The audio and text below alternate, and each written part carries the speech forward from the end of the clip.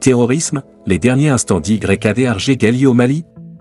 Dans une vidéo de propagande diffusée le 12 décembre 2023, le leader du groupe de soutien à l'islam et aux musulmans, GSIM, s'en prend violemment au régime de transition du Sahel, Burkina Faso, Mali et Niger, et déclare sans embâche qu'il n'y a pas de compromis possible pour ce qui est de faire du Mali un État islamique. La prise de Kidal, le 14 novembre dernier par les forces armées maliennes a-t-il déclenché le compte à rebours des derniers instants d'Iyad Arjé Ghali au Mali? Le 12 décembre 2023, le chef du groupe de soutien à l'islam et aux musulmans, GSIM JNIM, affilié à Al-Qaïda, a mis fin à plus de 2 ans de silence dans une allocution de 22 minutes diffusée par le média de propagande de l'organisation, AZ Zalaka. Iyad Arjé Ghali est apparu avec un nouveau costume, celui de défenseur des opprimés face à l'État central.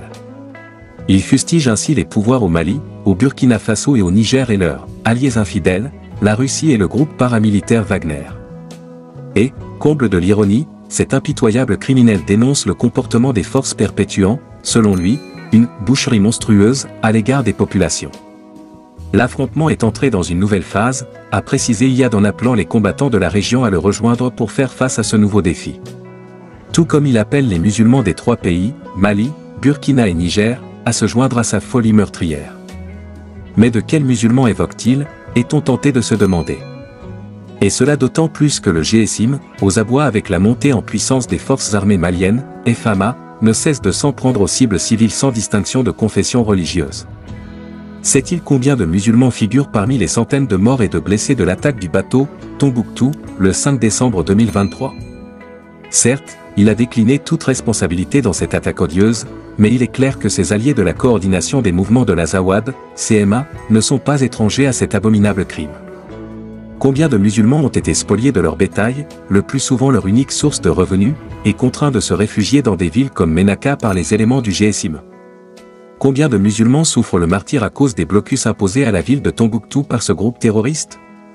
Quels sont les musulmans alors sollicités par Iyad pour l'aider à vaincre les régimes de transition du Sahel? L'émir du crime organisé au Sahel a sans doute sa propre définition du nom « musulman ».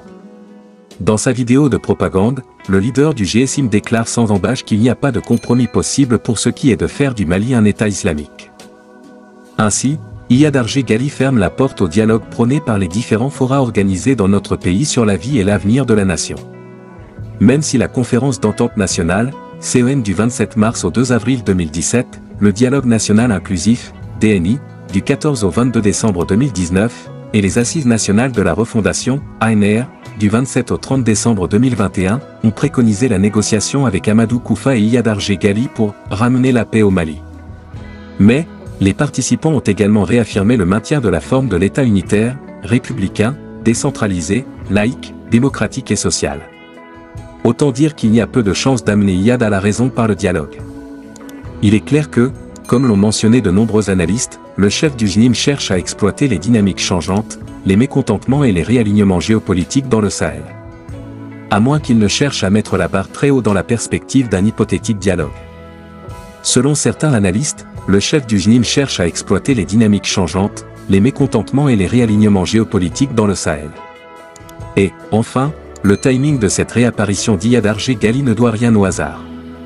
Elle lui a été imposée par l'évolution de la situation sécuritaire en sa défaveur dans le nord du pays.